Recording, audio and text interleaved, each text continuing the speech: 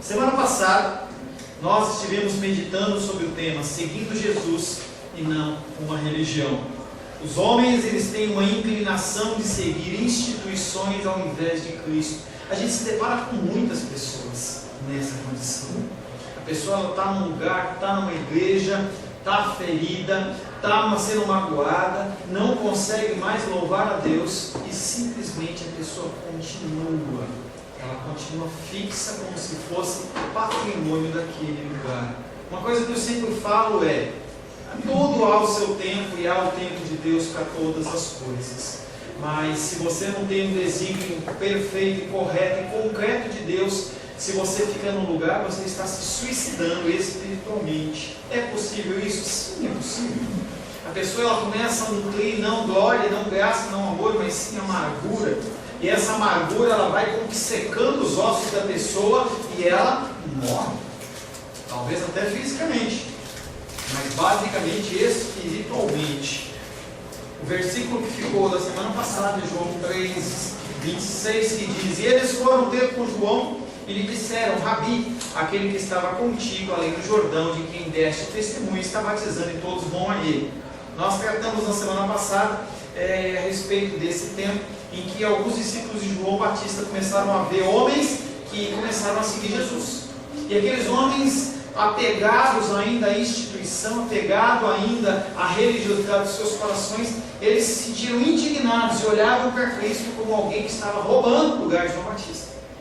Mesmo João Batista tendo falado tudo o que ele tinha falado, nós vamos estar repassando um pouco hoje, porque é o tema de hoje. E você tem que entender que a autoridade ela vem de Deus. E a autoridade ela pode acabar sim. No caso de João Batista, ele cumpriu o propósito e a partir dali uma outra voz estaria se levantando, que era a voz do próprio Cristo. Cristo, com a sua morte e a sua ressurreição, ele eliminou o véu que nos separava em relação ao Pai. Mas o que nós contemplamos hoje entre os livros eclesiásticos é que eles querem costurar esse véu de novo. Para que você possa ir a Deus, você tem que passar por mim. Isso é uma grande mentira. Você não precisa de mim para adorar o Senhor. Você não precisa de mim para que eu te faça uma coisa ou outra, mas você precisa de Deus. Falávamos hoje pela manhã exatamente sobre isso. Nós temos que nos fixar em Deus. As pessoas elas nos magoam, as pessoas elas são magoadas por outros homens e você tem que confiar em Deus. Eu falo para você agora é que você tem que ir ao Pai sem ritualismo e procedimentos religiosos. É interessante, o João chegou com a sandália dele havaiana, vai porque é neta, sabe? Ele chegou com a sandália havaiana dele, justificando tal, que as coisas estão encaixotadas, não achou ainda. Mas sinceramente, Deus ele não está nem um pouquinho preocupado se você está de havaiana ou não está de havaiana, se você está de camiseta ou não está de camiseta, porque o que ele quer é saber do seu coração. É isso que ele quer. E aí, a hora que ele vê o João na frente, independente de qualquer situação, ele louvando e adorando o Senhor se agrada disso. E aí, Deus ele olha da cintura para cima, ele não está preocupado. Ele está nem preocupado se é da cintura para cima ou se não é, uma brincadeira, claro, que eu estou fazendo com você. A palavra de hoje tem o título de A Autoridade Delegada de Deus. A autoridade delegada de Deus. As pessoas elas acham que elas podem simplesmente adquirir uma autoridade e reger segundo as suas forças. E isso é um grande engano. Abra a palavra de Deus no Evangelho de João, capítulo 3. Evangelho de João, capítulo 3, nós vamos ler do verso 22 em diante. Entenda que o que nós vamos falar hoje continua ligado com esse evento e esse fato que é João Batista e os seus discípulos, e ele falando para aqueles homens que eles têm que olhar para Deus e não olhar para ele como o homem João Batista. Evangelho de João, capítulo 3, versos 22 em diante. Assim diz a palavra de Deus. Depois disso, foi Jesus com seus discípulos para a terra da Judéia. Ali permaneceu com eles e batizava. Ora, João estava também batizando em Enom, perto de Salim, porque havia ali muitas águas. E para lá concorria o povo e era batizado, pois João ainda não tinha sido encarcerado. Ora, entre os discípulos de João e um judeu, suscitou-se uma contenda com respeito à purificação. E foram ter com João e lhe disseram: Mestre, aquele que estava contigo, além do Jordão, da qual tens dado testemunho, está batizando e todos lhe saem ao encontro. Respondeu-lhe João: o homem não pode receber coisa alguma se do céu não lhe for dado. Vós mesmos sois testemunhas de que vos disse: eu não sou o Cristo, mas fui enviado como seu precursor. O que tem a noiva é o noivo. O amigo do noivo que está presente e o ouve, muito se alegra, muito se regozija por causa da voz do noivo. Pois essa alegria já se cumpriu em mim. Convém que ele cresça e eu diminua. Somente até aqui. Palavra do Senhor, amém? Senhor, em nome de Jesus, nesse momento queremos agradecer ao Senhor, Pai querido, pela oportunidade de estarmos na tua casa. Precisamos e queremos receber do Senhor, Pai querido, uma palavra do teu altar. Nós em nós mesmos, Pai querido, não temos capacitação nenhuma. Eu não tenho nenhum tipo de capacitação. Por isso eu peço e clamo ao teu Espírito Santo, que eu possa falar as coisas concernentes ao teu reino, que eu possa, Pai querido, ser instrumento da tua vontade neste lugar, Pai. Peço também sobre a vida dos meus irmãos e das minhas irmãs, que a tua palavra, Pai querido, entre nos seus corações e gere mudança e transformação. Em nome de Jesus. Amém. Glória a Deus.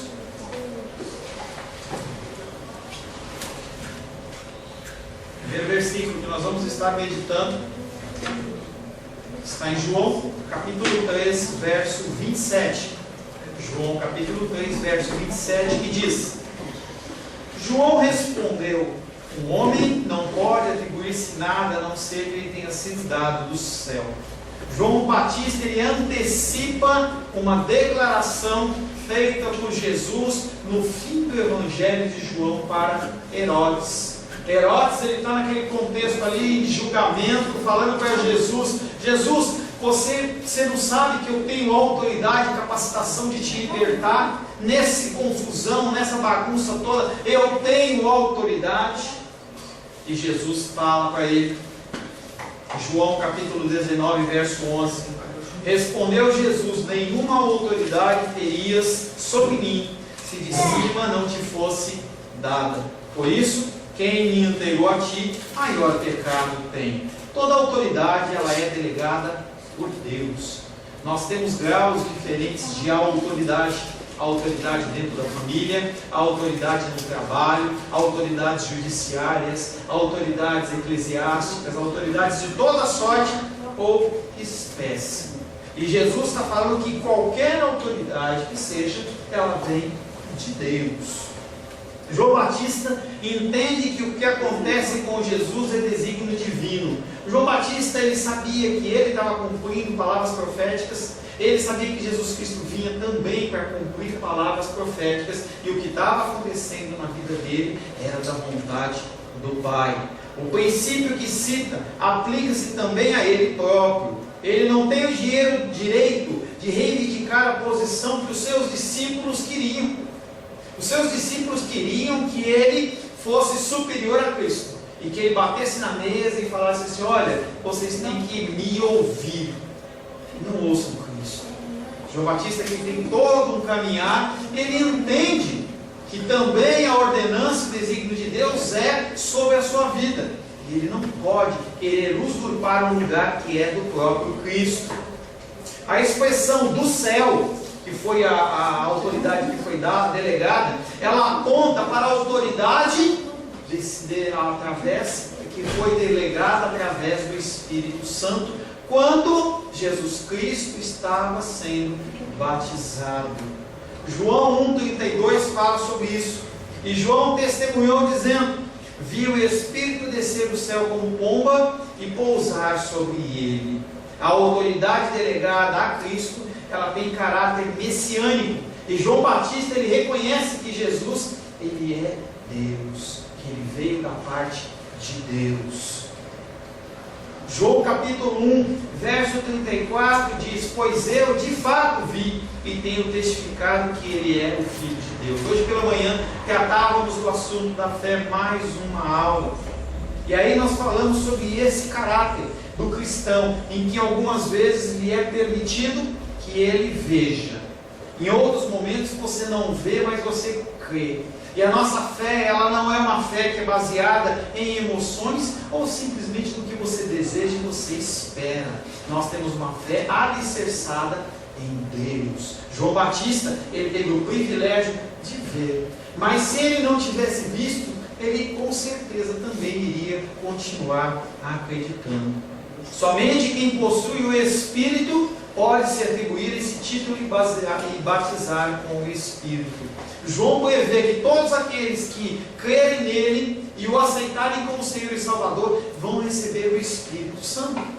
E as pessoas, elas confundem o batismo com o Espírito Santo como algo que vem sobre a tua vida e te capacita de uma forma ou de outra. Você pula, você dança, você rodopia, você faz uma série de coisas, sendo que o batismo com o Espírito Santo vem morar dentro do seu coração. O Senhor, Ele não espera que você tenha manifestações espirituais de toda sorte e espécie, mas Ele espera que o Espírito Santo, Ele te convença do pecado que está dentro do seu coração.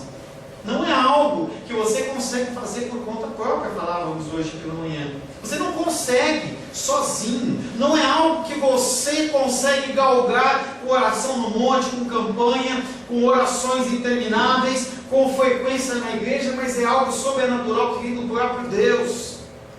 E esse que veio do próprio Deus, que é Deus na forma de Cristo, é o único que pode batizar com o Espírito Santo.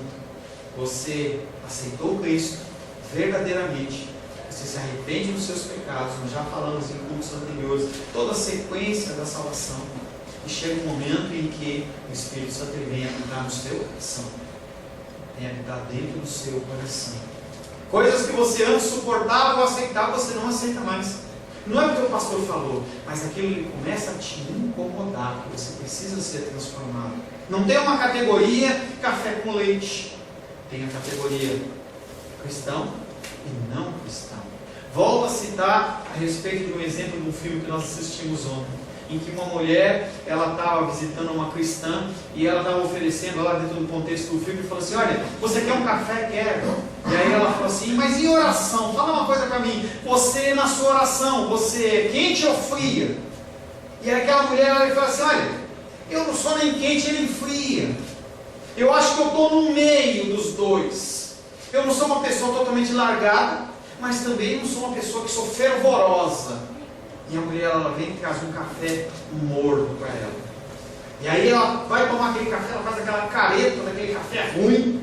E ela olha para aquela senhora e fala assim: você toma café nessa temperatura? Que coisa horrível. Ela falou: não, eu gosto quente. Dando um toque para ela, porque a vida espiritual não pode ser morna, e sim ela tem que ser quente ou fria. Como está a sua vida espiritual? Onde está? Não é algo que eu posso medir, não é algo que os pais podem medir, não é algo que qualquer autoridade pode medir, mas só você e Deus. Como está a sua vida espiritual? Será que ela está morna? Será que Deus está ao ponto de vomitar a sua vida? Está pesada, pastor? Sim. Será que Deus está a ponto de vomitar você? Somente quem possui o Espírito pode batizar com o Espírito. João capítulo 1, verso 33 diz: eu não conhecia, aquele porém que me enviou a batizar com água me disse: aquele sobre quem vires descer pousar o Espírito, esse é o que batiza com o Espírito Santo. E como João Batista ficou sabendo disso? Será que apareceu um anjo para ele? Será que ele teve uma revelação? Alguma pessoa lá, foi lá rodopiando e falou para ele? Não, queridos, não, queridas. Ele leu as Escrituras e havia uma ordenança dizendo, primeiramente, que haveria um homem que seria a cana, aquele que seria a voz do que clama no deserto, que era João Batista. Mas também havia um texto bíblico que mostrava que se você vê durante o batismo alguém descendo a pomba sobre ele, esse é o Filho de Deus. Então ele creu em algo que foi profetizado antes. E a fé dele foi a manifestação dessas ações. João Batista, ele sabia, ele tinha que a missão dele era ser precursor, ser aquele que vinha antes e dar testemunho daquele que é luz. Você não é luz. Você não tem luz por si próprio. Eu não tenho luz por mim mesmo. Eu tenho a luz de Cristo. Você tem que ter a luz de Cristo. Essa luz é a luz que brilha no mundo. O Senhor, Ele pode usar anjos, Ele pode usar ações, Ele pode usar o que Ele quiser, mas a ferramenta perfeita é você, sou eu. Quando você testifica das coisas do Senhor, as pessoas começam a ver em você algo diferente. Em qualquer idade, seja da mais tenra idade até o mais idoso, você sempre é provado em relação ao seu posicionamento como cristão. As crianças não estão isentas disso. Os jovens não estão isentos disso. Os adultos não estão isentos disso, menos ainda os anciãos. Todos nós temos que continuar dando testemunho de Cristo. Porém, o autor põe em contraste a fidelidade de João em relação ao cargo que lhe foi recebido. Ele está perante aqueles homens querem de toda e qualquer maneira que ele tome o lugar de Cristo. Mas ele sabe qual é o lugar dele. E aí eu, pela primeira vez, vou falar de uma coisa que chama títulos. O que é um título? O ser humano adora título. Pastor, missionário, dentro do campo eclesiástico, pastor, missionário, evangelista, mestre, apóstolo, bispo, diácono. E não há problema, porque esses títulos, eles são títulos que estão dentro da palavra, exceto apóstolo, que hoje não há mais a figura apostolado. Tá? Mas são títulos que refletem a posição da pessoa numa igreja no sentido de organização. Mas as pessoas, elas se apoiam em títulos para mostrar que elas são melhores que as outras. Elas não estão preocupadas com Deus. Elas não estão preocupadas com Cristo. Eles estão preocupados em que as pessoas o respeitem pelo que elas são. Você sabe com quem você está falando? Eu sou fulano de tal, eu sou chefe de uma região, eu sou diretor de uma região, eu sou um bispo. E as pessoas, elas realmente acham que elas estão naquela posição porque elas são melhores. Engano, engano, engano. João Batista, o homem nascido de mulher, melhor de todos. E ele é aquele homem que ele se humilha. O autor põe em contraste a fidelidade de João perante os seus discípulos. Grupos em seu tempo se apegam à figura de João e veem em Jesus o seu rival. Porém, o que está à frente de tudo é a soberania de Deus. Você pode lutar, mas o desígnio de Deus, ele se cumpre.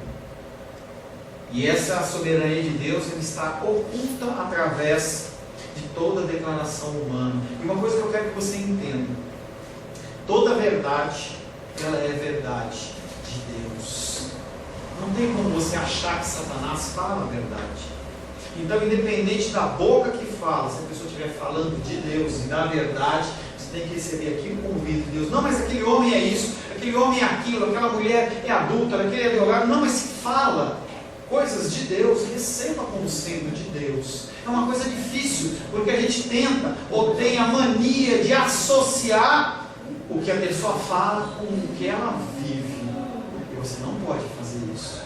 As profecias, elas têm que ser julgadas, não os profetas. O que foi falado é de Deus. O que foi falado está na palavra de Deus. Se sim, perfeito. Se não está, você descarta. Mas as pessoas, elas acham que quanto maior o seu cargo eclesiástico, mais o poder, mais a unção, e parece que a pessoa, ela é um manancial de óleo que vai andando, destilando óleo. E aí a gente vê líderes cristãos que recebem o lenço passando na testa, e a pessoa leva aquilo como se fosse uma relíquia para casa, um lenço cheio de suor. Uma coisa que aconteceu no passado com o apóstolo Paulo, em uma situação específica, mas ela é doutrina. Você não pode ficar passando mão nas pessoas, não pode, isso é idolatria. Você tem que tomar cuidado com a idolatria.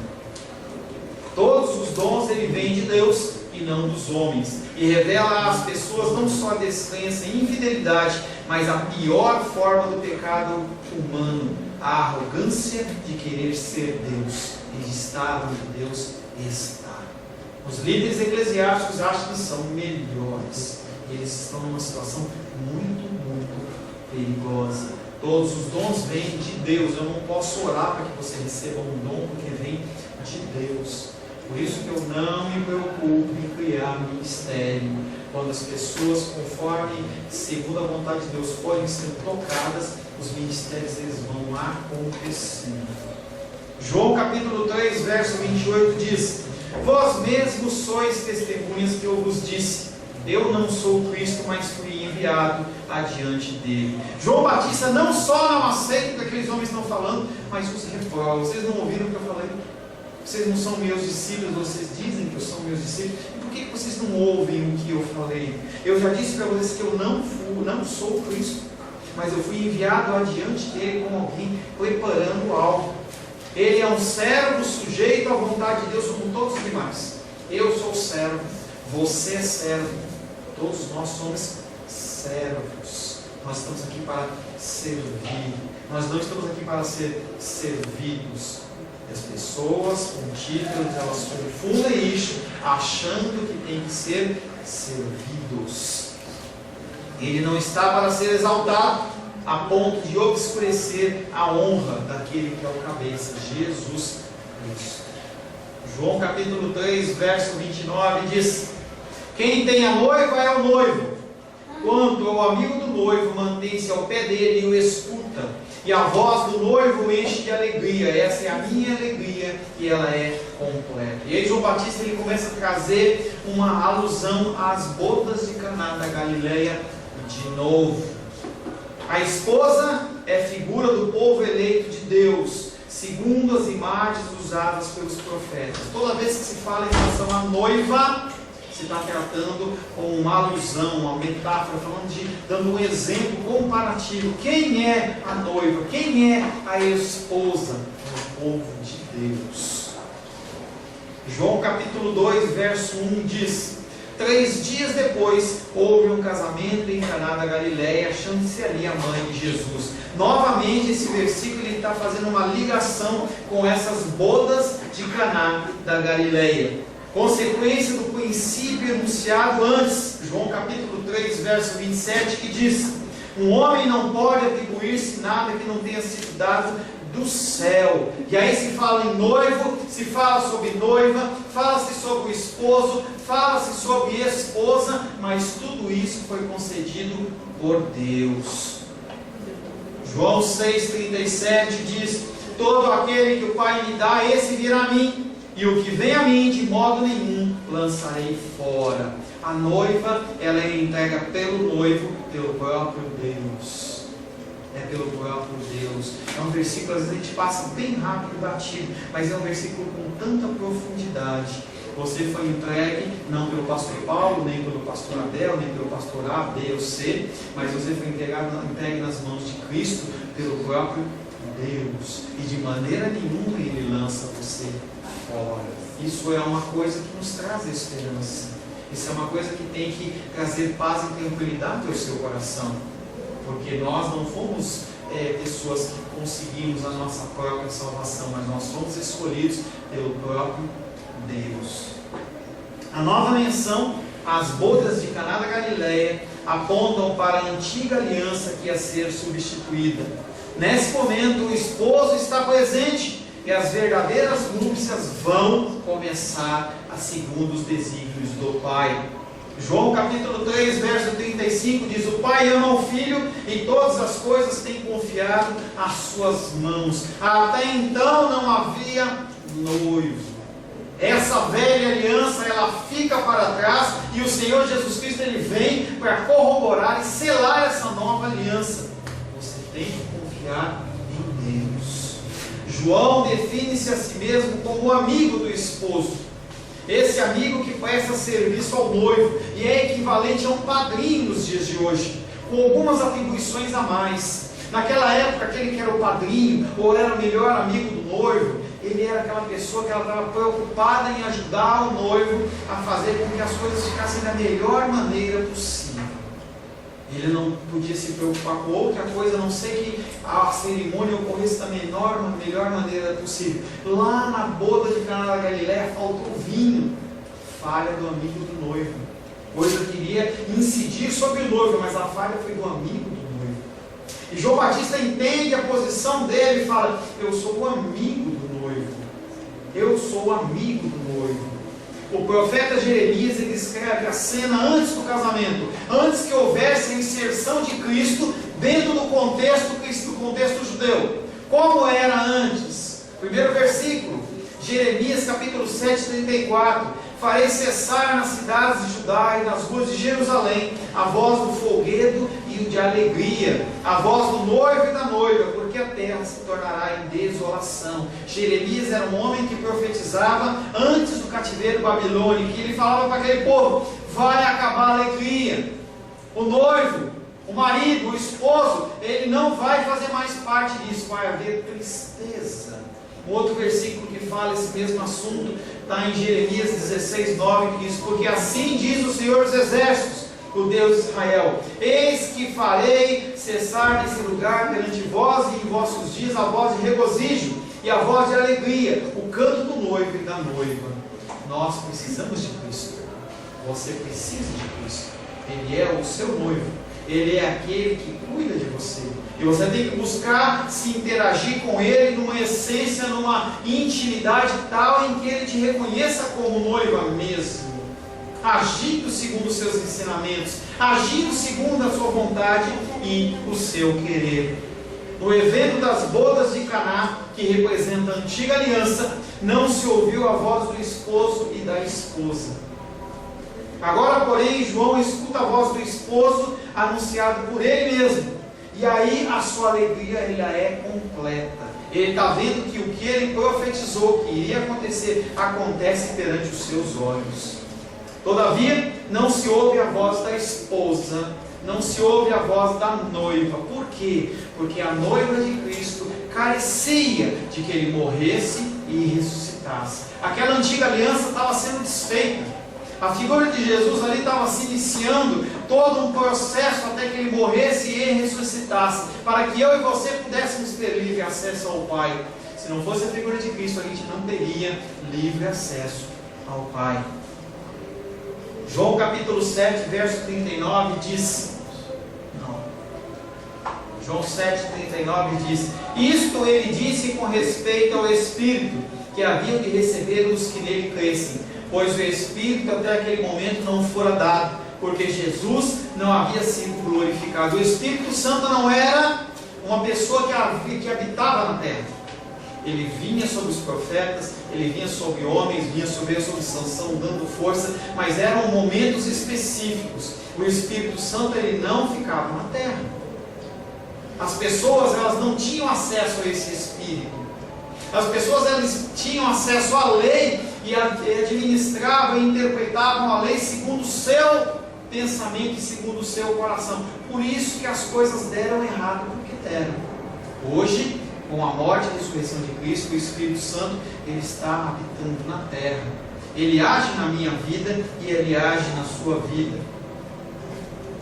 Somente quando começar o novo dia, o da nova criação, a voz de Jesus responderá à da esposa. Maria Madalena era uma figura da vida da comunidade cristã, que tem os primeiros contatos já nessa condição de ter o Espírito. João 20, verso 16 diz: disse-lhe Jesus, Maria. Ela, voltando-se, lhe disse em hebraico, Rabone, que quer dizer mestre. Naquele momento, ela reconhece Cristo como mestre, mas também como Deus. Ela vê que tem algo diferente. Ela começa a receber os primeiros lampejos da manifestação do Espírito, trazendo a ela o entendimento que Jesus Cristo era mais do que aquele homem que andava, que multiplicava pão, mas ele era um mestre por excelência. João Batista reconheceu a voz e a identifica. Quando ele ouve a voz de Cristo, ele identifica a voz do amado. Nicodemos, no início do capítulo 3, ele não reconhece no primeiro momento. Ele fica se debatendo com aquele conceito e ele quer colocar a religiosidade dele. Ele não aceita que aquilo que ele já conhecia fosse errado. A voz do Espírito para Nicodemos era como se fosse uma voz ao vento. E aí o exemplo que eu dou, fácil para você entender. Se a gente colocar aqui, você está me ouvindo aqui com uma certa clareza, mas se você sair por essa porta e começar a ir cada vez mais longe, cada vez mais difícil vai ser você entender o que eu estou falando. E se você vai se afastando do Senhor, o Espírito Santo fala com você, você não entende. É como se fosse uma grande estática. Chega um ponto em que você não ouve mais nada. E aí o teu coraçãozinho, que antes era iluminado, ele vai escurecendo, ele vai ficando fechadinho, fechadinho, fechadinho. Você não tem mais condições de ter acesso à luz. Você não consegue mais entender. As pessoas têm crise, as pessoas entram em depressão, as pessoas têm uma série de dificuldades e dizem: eu não consigo mais voltar para Deus, eu estou longe do Senhor, parece que Ele não fala comigo. Não, Ele continua falando, mas você já não ouve mais. É o efeito da distância em relação a quem fala. O grupo dos discípulos quis afastar João da sua missão. Os homens querem afastar você da sua missão. Você tem uma missão. Ele, porém, jamais perdeu a consciência de sua missão. E ele continua-se fiel, não permitindo o que queriam lhe impor. Condição semelhante aconteceu com Cristo após a multiplicação dos pães, em que aqueles homens olham para Cristo e falam assim: vira rei em nosso meio. E Jesus Cristo fala assim: não é o tempo ainda, não está na hora. E ele foge da presença daqueles homens. Este repúdio das instituições e a incompreensão de muitos mantém-se ao lado de Jesus. Independente do que as pessoas estão falando, João Batista continua fiel. Independente do que está acontecendo, ele continua fiel. E você? Qual o grau de fidelidade que você tem em relação a Deus? A fidelidade dele em relação a você não muda nada, mas a fidelidade sua em relação a Deus tem influência sim. O que você busca? O que você quer da sua vida? Será que você está aqui simplesmente como um motivo para acalmar o seu coração? Você precisa de mudança, precisa de transformação. João Batista tinha se definido como uma voz que clama no deserto, mas agora a sua voz ela vai começar a apagar, porque a voz do amado, a voz do noivo é aquela que tem que ser ouvida e não mais a voz dele. Terminada essa preparação da parte de João Batista, a era dos profetas se finda. O Messias esperado chegou. João é o último enviado de Deus, mas ele já fala de algo que é presente. Ele não fala alguma coisa que vai acontecer no futuro. Em seu último testemunho sobre Jesus, João afirma a alegria que o invade. Ele está cumprindo, ele cumpriu o propósito e aquilo para ele basta. É a alegria de ser servo. As pessoas hoje não se alegram em ser servos, elas querem ser servidas. As igrejas elas estão repletas de pessoas que querem ser consumidoras. E você olha para o pastor, olha para o líder e fala assim: você não vai me dar o que eu quero, você não vai falar o que eu quero ouvir, então eu vou embora. As pessoas elas querem ser consumidoras. Mas João Batista não entendia isso. Ele sabia que ele não poderia buscar a sua própria glória, mas ele tinha que glorificar o nome do Senhor. Seu testemunho, João Batista, já não é mais uma promessa, e por isso essa alegria invade o seu coração. Quando a gente olha a história de Abraão, nós começamos a falar hoje pela manhã um pouco sobre a história de Abraão, e a gente já deu um nó na cabeça das pessoas, porque a história de Abraão é uma história complexa. Complexa no sentido de nós acreditarmos com a nossa mente. Abraão ele era uma pessoa que tinha do bom e do melhor, e aí ele ouve uma voz que fala: sai da sua terra e da sua parentela. Não se diz que ele adorava a Deus, não se fala que aquele povo adorava a Deus, mas fala que Abraão conseguiu ouvir a voz de Deus. Uma fé sobrenatural foi colocada no seu coração naquele momento, e ele creu. Você tem que crer. Não porque o pastor Paulo está falando, mas quem está prometendo as coisas que você ouve são o próprio Deus através da sua palavra, e ele não volta atrás. Abraão, origem do povo e primeiro portador das promessas, viu de longe o Messias. Ele se ouviu com uma promessa, mas agora esse dia está presente. João Batista escuta a voz do Messias e a sua alegria é completa. Você ouve a voz de Deus? Você ouve a voz do Senhor? Você tem ouvido a direção e os caminhos que o Senhor quer que você siga? Você vai continuar lutando contra Deus por quanto tempo? Você sabia que você não vai ganhar? Satanás, ele lutou, e ele não vai ganhar. Ele já perdeu, já foi derrotado. E você tem algumas coisas do seu coração e na sua vida que você precisa abandonar. Você continua preso, parece aquele cachorro segurando um osso. Deixa ir, deixa continuar, deixa que Deus tome o controle da situação, para que se sim for da vontade dele, você tenha aquilo. Se não, deixa ir. Você não pode segurar o proceder de Deus, mas você sofre com isso. João Batista, ele não tentou lutar contra Deus, ele sabia que tinha acabado o ministério dele, não tinha por que continuar lutando. As coisas, elas têm começo, meio e fim, e o Senhor controla todas elas. Ele controla o começo, ele controla o meio e controla o fim. João Batista, ele escuta a voz do Messias e a sua alegria, ela é completa. Na comunidade cristã, Jesus será o realizador dessa esperança e a fonte da alegria em todos os que nele creem. Enquanto você continuar se apegando ao que você se apega, você está falando que a sua alegria, ela não vem de Deus, vem de pessoas, vem de situações e vem de coisas. E você vai continuar nesse sofrimento. Deus tem toda a eternidade para você aprender. E Deus, ele espera que você aprenda, para você passar para o próximo nível, para o próximo degrau. Ele quer te ensinar mais coisas. Mas como que ele pode te ensinar mais coisas se você continua vivendo como uma criança espiritual, não abrindo mão daquilo que já foi? Já não é mais tempo. É como se a coisa tivesse passado. Não adianta você ficar olhando para aquela fruta que está ali, ela já está velha, já está com bolor. Não adianta, ela não vai ser restaurada, a menos que o Senhor assim queira. E a gente continua fixo, fica preso numa coisa que a gente não abre mão. O Senhor tem melhor para você. E eu não estou dando palavra de vitória, mas se você não abrir mão do antigo, não tem como vir um novo vinho. Se eu vir um novo vinho sob ordem velha, ele rompe ele. E você precisa abrir mão disso.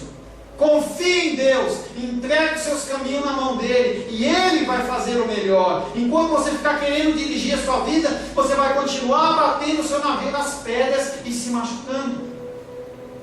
E Deus olha para você e fala: de novo, meu filho, de novo, minha filha, tudo bem, eu vou te dar mais uma chance. E você continua sofrendo. Eu não estou falando de salvação, eu estou falando de você chegar no fim da sua vida com uma vida triste, amargurada, porque você não viveu o melhor de Deus, que é Cristo. O melhor de Deus não é um emprego, não é um casamento, não é saúde, não é família, não é nada disso. O melhor de Deus é Jesus. E você não vive Cristo, porque você continua preso. João Batista, ele fala sobre isso. Nicodemos se prende, não abre mão. E quanto tempo a palavra de Deus não diz, mas qual foi o procedimento de moenda de Deus com Nicodemos, para que no final do Evangelho aquele homem pudesse se render ao Senhor? O propósito de Deus na sua vida vai se cumprir. Se você continuar lutando contra Deus, você vai ficando se machucando, e você vai entristecendo e ficando cada vez mais amargurado. Permita que Deus haja na sua vida. Na comunidade cristã, Jesus será o realizador da sua esperança e a fonte da alegria, se você crê que Ele pode fazer todas as coisas. Feche seus olhos. Senhor amado, bendito Deus, nós, Pai querido, temos nos apegado ao passado. Nós, Pai querido, temos sido muitas vezes religiosos em relação às coisas concernentes ao Teu reino. Nós não temos como receber o vinho novo se o vinho velho não for embora.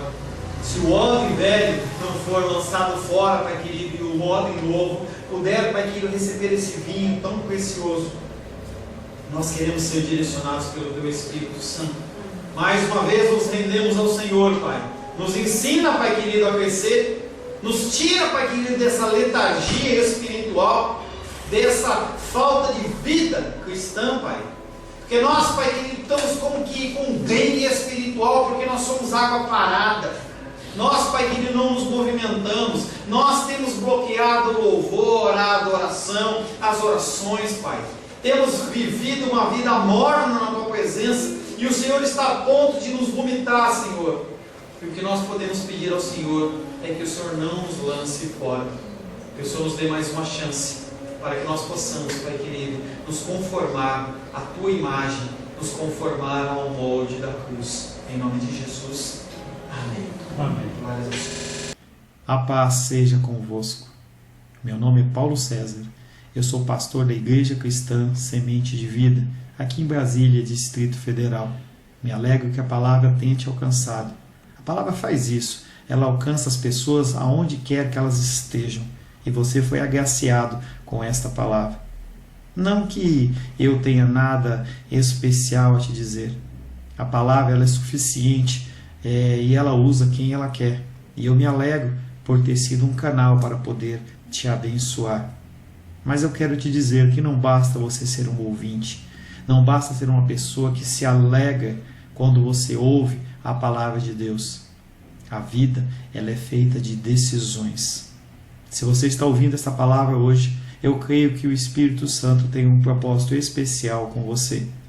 Muito mais do que prosperidade, muito mais do que uma cura física, uma cura emocional ou espiritual, Ele quer te alcançar para a vida eterna. Nós investimos nosso tempo, nós investimos as nossas forças em coisas terrenas, mas o Senhor Ele tem muito mais a oferecer. Ele tem sim para você a cura, Ele tem sim para você a prosperidade, mas Ele tem muito mais que isso. Submeta-se a um Deus que Ele é capaz de mudar e transformar a sua vida por completo. Creio que o Espírito Santo Ele é capaz de tocar o teu coração. Quero pedir que você curve a sua cabeça. Senhor, em nome de Jesus, coloco na Tua presença essa vida que ouve esta ministração, que ouve esta palavra. Pai, eu não tenho capacitação nenhuma, mas o Teu Espírito Ele é capaz sim de tocar nesta vida, gerar nela mudança, transformação, arrependimento, e que ela possa simplesmente bater no peito, convencendo-se que é pecadora e que precisa de um Deus salvador. Não há um caminho a Ti, meu Deus, que não seja através de Cristo.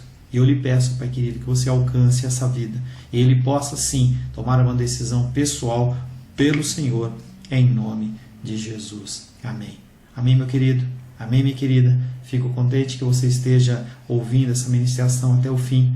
E peço que você não se limite a ouvir os cultos pela internet. Você procure perto da sua casa uma igreja, um lugar que proclame a palavra do Senhor. Eu oro para que o Espírito Santo te direcione nessa busca, porque muita coisa tem sido oferecida que não é o Evangelho. Eu abençoo a sua vida em nome de Jesus. Amém.